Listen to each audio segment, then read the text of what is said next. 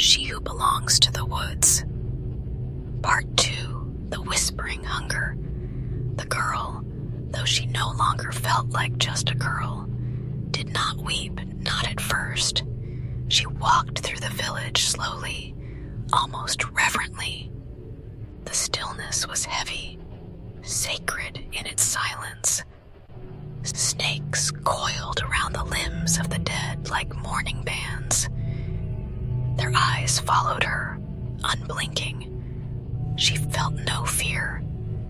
Not anymore, only a strange, blooming sorrow and a hunger. Her body was no longer the same. Her senses were sharpened. She could hear the ants beneath the soil, feel the heartbeat of a bird in the trees, smell the iron tang of blood on the air like it was perfume.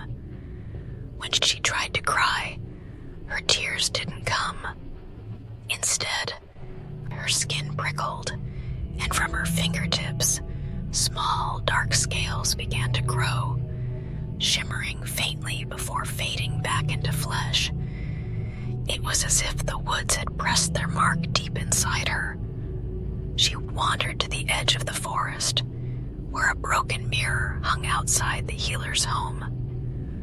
She looked into it. Her reflection blinked, but not in sync with her. It blinked first and smiled. That night, the forest called her back. She didn't sleep, not really.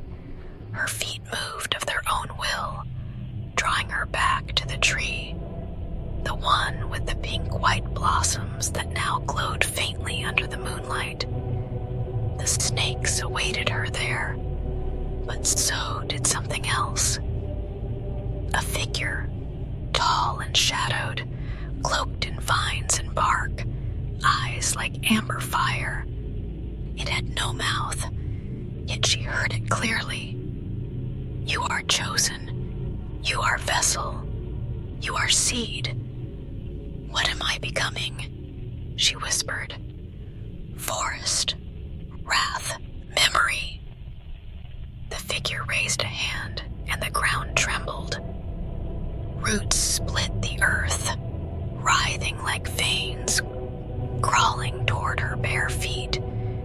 The snakes slithered in a spiral, encircling her once again. She didn't resist this time. The forest reached into her, and she reached back. Days passed, or maybe weeks.